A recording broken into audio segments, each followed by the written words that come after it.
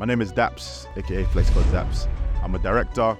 I would like to think I'm an entrepreneur as well. So I grew up in Northwest London. I think I've always been creative. You know, I used to mess around with music. They used to make beats, used to write, used to rap, to make little videos as kids and all that.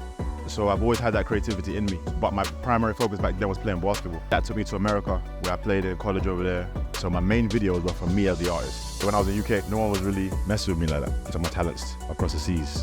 I was born in Yaba in Lagos, but my family originally is from Osun State, from a village called Ibajo. When I was doing more music videos, I was on set all the time, twice a month, 3 times a month. Now I'm on set 6, 7 times a year. You don't have to be the best. You don't have to go the hardest. Oh, I only slept 2 hours a night and I'm grinding all night, I'm grinding. All right, good luck, my guy. You're gonna burn out. If you do not have a competitive advantage, why are you competing? Real life action creates internet interaction. We're too stuck on the web a lot of times. They say luck is preparation meets timing. You might be all that preparation. If you're not outside to get that timing popping, it's a waste. And if you're outside getting that timing popping, but you're not prepared, it's a waste. So you have to be prepared and have enough time, and that's when you get lucky. They see the big equipment and the big planning and the blocking and the setting and the lighting and the DOP and the gaffer, the grip, G&E. And they're like, wait, what? You did all of that for 3 seconds on camera. You might see me on set having a good time. You might see me red carpet, yo, doing that drip. But I can only do that because I've suffered.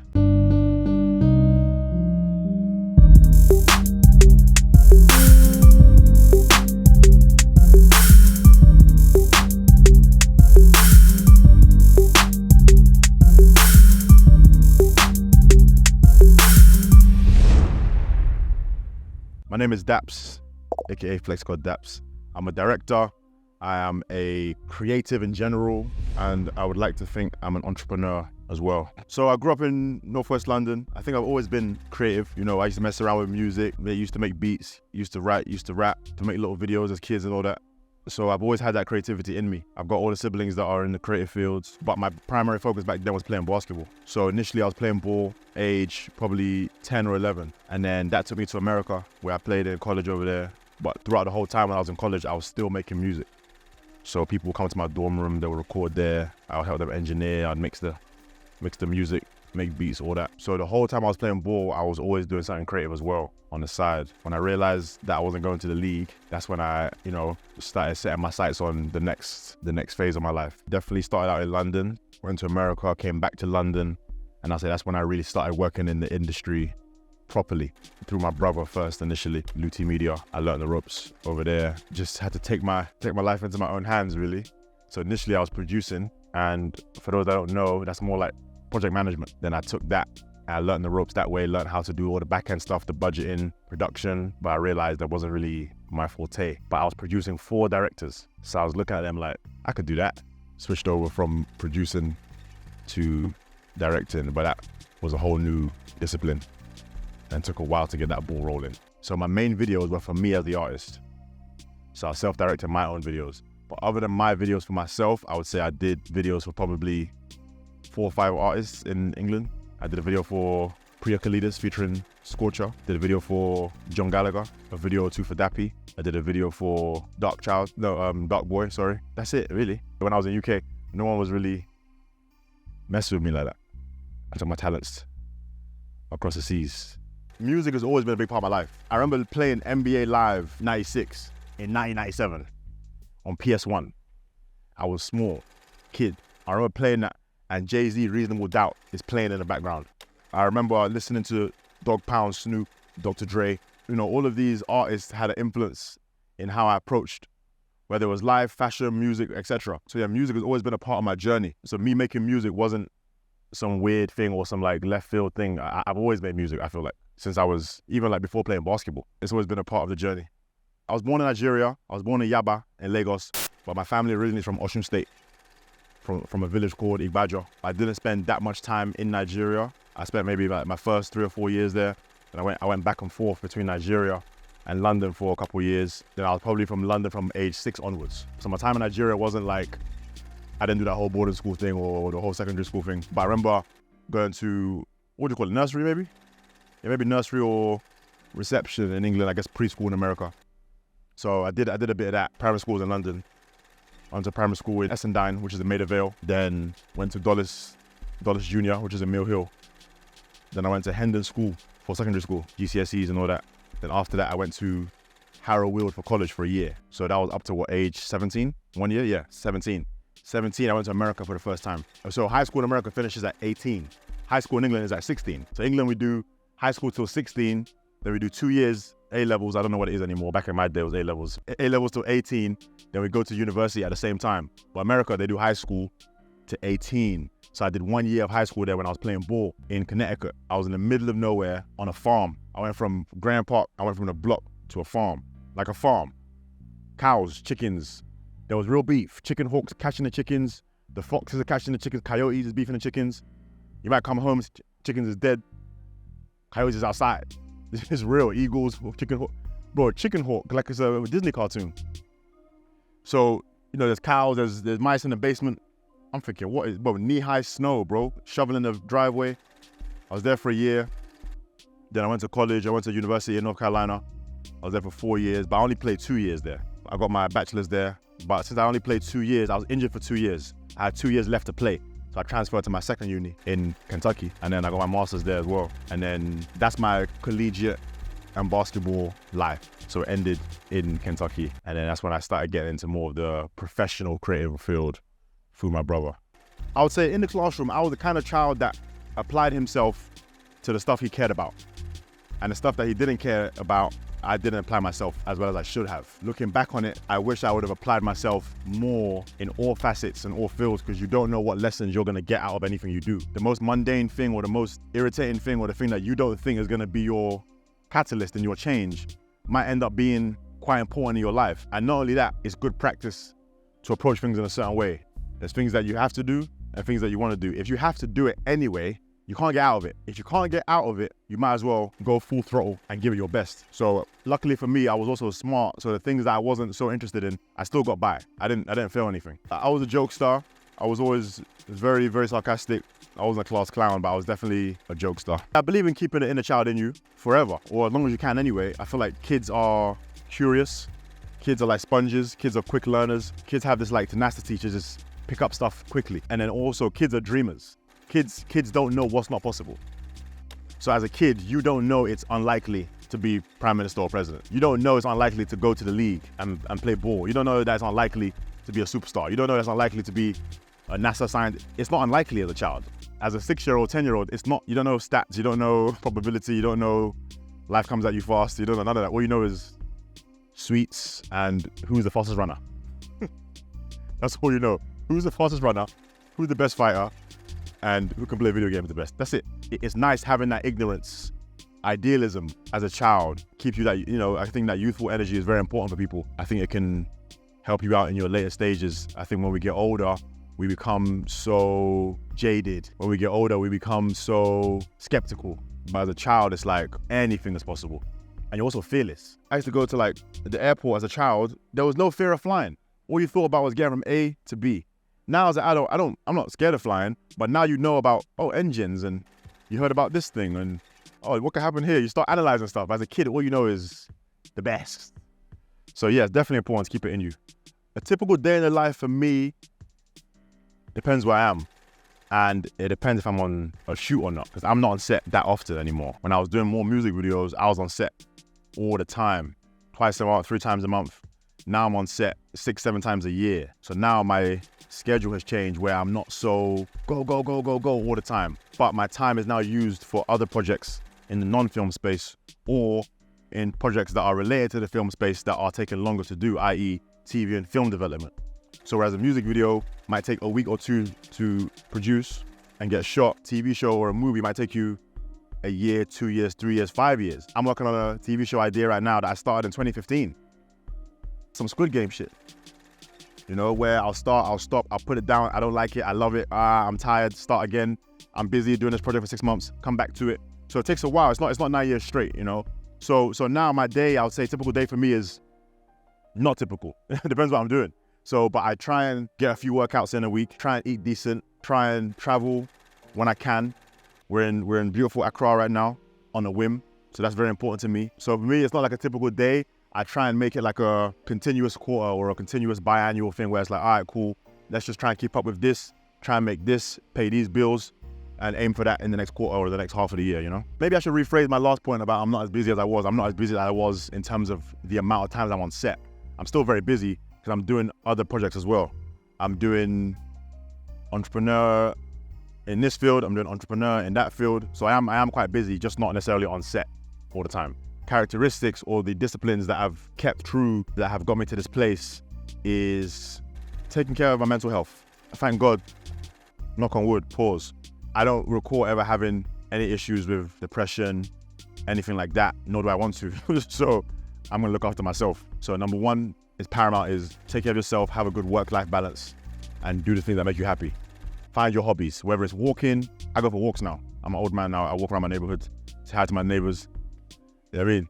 They got cute dogs and shit. So yeah, go for walks, whether it's working out, whether it's traveling, eating good, whatever it is to you.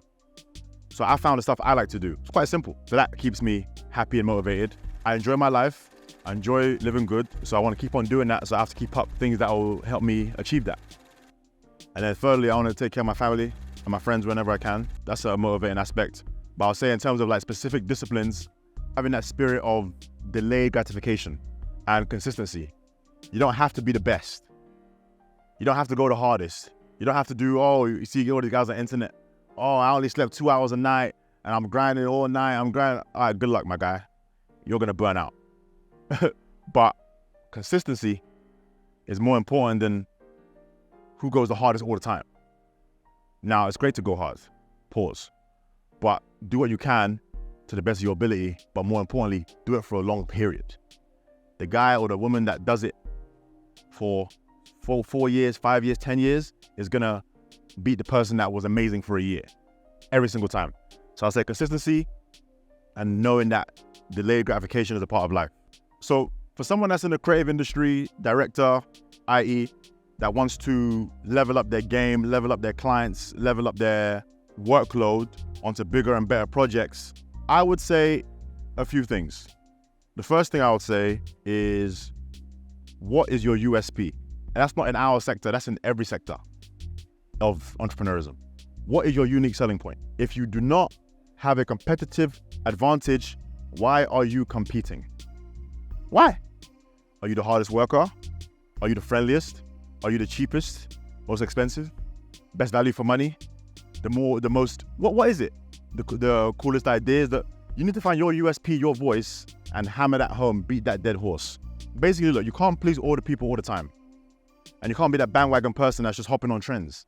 What do you like to do? What's your creative voice? What's your thing that gets you going? And just stick to that. And the tides will go up and down and the circles will come around again and you'll have your day. Every dog has his day. First is the artsy stuff that's in. Then it's the street stuff. Then it's the fashion stuff. Then it's the African stuff. Then it's the English stuff. Then it's the man road stuff. Then it's you can't choose your thing, innit? I ain't saying you can't do a bit of everything, but choose your style. Like, if I want a trap beat, I'm not going to Pharrell. Are you? And if I want a soulful, beautiful, I just want you to know, I'm not gonna go to Young Chop or AOA Mafia. Everyone has their creative voice, innit? You can't please all the people all the time. Just do your thing and do it well your way. Know your creative voice, know your tone, and kill it. Number one. Number two, get outside the internet. My guy, he told me years ago, it never left me, man. He said, real life action creates internet interaction. We're too stuck on the web a lot of times. Get outside, man. Go to the party, go to the dance, go to the event, go to the red carpet, fashion week, go meet someone, let them see your face, let them see your aura, let them see, like, a lot gets done in real life. Bro, I've made money by mistake just being in parties. You dress good, you smell good, boom, pull up. Ooh, oh, who's that? Ooh, how you doing? Now they see that you're not a weirdo, or maybe you are a weirdo, maybe it's a good thing, maybe whatever. They see you in person and they get to judge you in a different way. So yeah, get outside and network. They say luck is preparation meets timing. You might be all that preparation. If you're not outside to get that timing popping, it's a waste. And if you're outside getting that timing popping, but you're not prepared, it's a waste. So you have to be prepared and have enough time, and that's when you get lucky. It's putting yourself in those situations enough times while you're prepared. Having a team is very important in any field. Having a team is very important whatever you're doing, but you have to be the lead.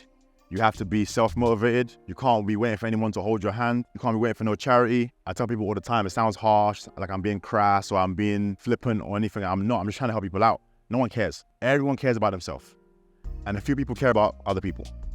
But in general, you have to appeal to people's self-interest, bro. That's it. So you need to figure out how you're gonna motivate people to come on board with your thing by giving them something that appeals to their self-interest. So whether it's the team or yourself, again, you're the leader and you have to be that driving force and that initial motivating to get the ball rolling. I'll say the moment that made me really wake up and realize that, wow, I'm gonna attack this. When I was working with my brother, right, we were producing a documentary for Kanye, and we worked with him every day. Imagine 5 days a week for like 2 months straight in East. Like he had a studio in East London doing his fashion line, and it was my first time in my life that I'm seeing multiple black millionaires from my environment. And people get upset sometimes when you say black now these days, like you're trying to cause race stuff or whatever. It's not that, it's just that's my people, innit? So we're not from one country. Otherwise I would say Nigeria or Ghana or America. We're not, we're just all black, innit? So people on the internet be getting their panties in a twist. Seeing people that come from my environment that look like me, seeing multiple millionaires in a room back-to-back days for 2 months straight, doing what they want, how they want. Kanye, Virgil, Don C, the whole good music, Tiana Taylor, Pusha T. I'm seeing them record, I'm seeing them make the clothes, and I was like, wow, this is real. Like, this is Watch the Throne days. I'm seeing them on tour with Jay-Z. I'm seeing them create Cruel Summer album. I'm seeing them sell out arenas in Australia, get into the bag. And I was like, yo, this is not funny. Like, you see them on TV and you're like, oh, okay, that's cool. But seeing them IRL in front of your face, bro, my brain wanted to explode. I couldn't believe it. So yeah, man, I think to me that was one of the moments where I was like, yeah, this is not theory. You can really get out of it. I mean, what inspires me is just like creating in general, bro. Like having an idea in your head that has no form, no function, and then you bring it to fruition and it becomes this objective thing that people can watch or hear and judge and point at and say, I love it, I hate it, that's amazing, that's crap, cry, laugh, share. I really influenced you. That's quite fun, man. Just having that kind of, I don't know, maybe it's ego. Is it ego? Maybe it's ego. Is it ego? I don't know. I don't know what it is. But it's cool thinking of something was in my head and now it's a physical thing that you can point at and say, this is shit, or oh wow, that's amazing. I don't know, man. It's quite cool, man. I love it. So that inspires me. Special people inspire me. Yeah, those are like 2 things that inspire me, I'll say. I'll say what I do comes with a lot of fun, but it only comes with a lot of fun because it comes with a lot of stress. It only comes with a lot of fun because it comes with a lot of headaches. You might see me flying around. You might see me on set having a good time. You might see me red carpet, yo, doing up drip, but I can only do that because I've suffered. I can only do that because I went through the flames. That's the other side of it. It's imbalance. If I had less fun and made less money and did less yo, I'd probably have a bit less stress and a bit less wahala. But because I go through a lot of wahala and stress and gambles and risks, I take a lot of risks. The upside is I get to live a fun life, but it's also fun because it's doing what I want to do. I think some of the misconceptions that people have about my job is that it's always lit, I'm always around baddies or models and I'm always partying and drinking and we're always in a club and people think I'm a party animal. Do I go out more than average person? Yeah, but to a restaurant maybe, or a lounge, but I'm not really a club guy. I'm not, you know what I mean?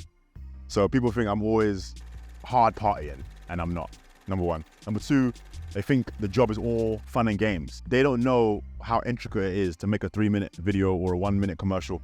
And that's why I love when my friends come to see me on set that have no idea about the industry. And their mind is like, wait, you did all of that for a 3-second shot? They see the big equipment and the big planning and the blocking and the setting and the lighting and the DOP and the gaffer, the grip, G&E.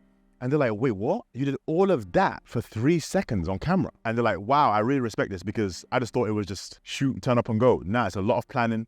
It's a lot of plotting. So yeah, people don't know what goes into it in terms of the preparation. It's a lot of preparation. It takes a long time. And it's very intricate. And then I'll say another misconception people have is that, and maybe it's because I don't really cry or complain, but you'll get effed over a lot of times. You'll get effed over a lot of times. And it's on you to decide, am I going to eat this humble pie today? And you have to ask yourself, if I don't eat this humble pie and I react how I want to react, how is it gonna affect my career moving forward? And I've had to make those decisions on so many occasions where I wanted to say something or do something that would have made me feel better in the moment. And I had to shut the hell up. And shutting the hell up gets you so far in life. People don't realize sometimes that this industry is very snaky and you're gonna get done over. It's up to you how you wanna react to that. I'll tell a general story that's not gonna flames anyone up or whatever, because I don't talk about my clients in like negative ways. So I'll tell something that happened to me, not something that was done to me. Because whatever was done to me, I would never share it in public, because it is what it is. The game is the game. but something bad that happened to me prior to my company having the proper paperwork and the proper insurances, etc. I was doing shoots and I had a shoot for an artist. We had a brand new memory card, red camera memory card, brand new out of the packet. I've never even seen one brand new before. We shot the video, the footage wouldn't dump to the hard drive. So we shot the video, bro, we lost out a third or half of the footage. Gone. Not only that, someone was driving a Rolls Royce up the driveway and they drove it off the driveway and they banged the Rolls Royce. Bro, I ain't got the right insurance. Guess what? The Rolls Royce damage, 5 bags. To reshoot that shoot where I lost out on half the footage, a third of the footage, 20 bags. I'm 25 bags down. Someone's driving a Rolls Royce up the driveway, boom, it went off the ledge. The ledge was like this high. Boom, damaged the car, 5 bags. I told the guy that has the car, guy, why did I pay for insurance on the car for if you're charging me? Done me in. Reshoot the stuff I missed on the footage, 20 bags, 25 bags. There's no one to point to, there's no one to blame, there's no one to cry. It's me. Even though it wasn't me, it was me. I didn't mess up that camera. I did not touch that memory card. I did not touch that steering wheel. But it's still my fault because it's my company. That was a hard pill to swallow. I paid it. That was the catalyst that made me get all my paperwork and my insurance right and everything right. This happened a long time ago, by the way. Any clients watching, we don't do this anymore. This was 2000 and whoever. We are now up to scratch, up to standard. We don't play those games. But that was a catalyst that made me get all my paperwork on point. Do you know how hurt I was? I was so hurt, I had to go buy a car to cheer me up. I said, the only thing that can solve this problem is a car. A special quote I'll always live by. I'll give you 2 quotes. One I didn't make up. One is an African proverb. I always say it. If you want to go fast, go alone. If you want to go far, go together. I've said it a lot of times. My own personal quote that I made up, I didn't make it up, but I guess I made it up. I remixed it my way, is very simple. Pay now or pay later. And that simple sentence can apply to everything, whether it's a diet, partying too much, whether it's smoking, whether it's procrastinating, whether it's being lazy, whether it's not treating people right, whether it's going too fast, going too slow, whatever. Pay now or pay later. Either way, you're gonna pay. So when it comes to investing, saving for your retirement, pay now or pay later. And more times than not, if you pay later, it's gonna be more expensive, and not necessarily monetarily. It could be more expensive health-wise, monetarily, stress-wise, inconvenience. So that's the main thing, is pay now, pay later. I would say I've gone into different fields and invested in different things for, I think, 2 main reasons. The first reason is you have to diversify your portfolio and your income, because you just don't know what's gonna happen in terms of which industries are gonna be lit or not lit. Are we gonna have another COVID happen? Are we gonna have a big tornado come in and wipe out this thing? I don't know what's gonna happen. So it'll be nice to have different eggs in different baskets just in case. And then for us as entrepreneurs, a lot of us, our money doesn't come consistently. Our money comes in spurts. You make a big bag and then you don't make no money for 4 months, 3 months, 2 months, whatever it is. So now it's hard to financial plan. It's hard to plan for your later years. It's hard to put stuff away. It's hard to give your parents, oh, here's your stipend every month, mom and dad, because when's it coming back? I don't know. So it'll be nice to have something every month, even if it's a little bit. Bro, having 1K, 2K, 3K, 10K a month, every month on the side, it's not wild money, but bro, it can help a lot, because now you can plan your bills, plan your parents. As creatives, our money comes in lumps and then pew, that's it. We ain't getting paid again for God knows when. You have to have great money management skills. So I think it's important for me to have things in place where I can have that income or incomes more consistently, just to be able to plan my life a bit better. When it's all said and done, I hope I left a mark on people. I hope my work inspired them. But more importantly, not just the work, I hope that the journey inspired them, because there was no silver spoon here. I mean, there was no handout. I was born in Lagos, bro. I grew up in Northwest London, on one of the biggest council estates in Europe. I don't know if I won the lottery or if I got a cheat code somewhere or what, bro. It happened how it happened. I want people to realize that I'm not this special entity. Oh, I was given some extra gifts. I don't think I was given some extra gifts more than anyone else. I just think I was able to apply myself and put myself in the right situations a lot of times. So yeah, hopefully I'm an inspiration to show that it is possible. I love rap music so much. I'm a rap encyclopedia. I've been loving rap music since I was a little kid. So for me to be just a part of rap music and had a mark in the history of rap music, it means a lot to me, bro. Like, I really, really love rap. I know a lot about rap. So for me just to have my little tiny weeny place, I'll take that. My name is Daps, and you've just seen and heard the wonders that got me here.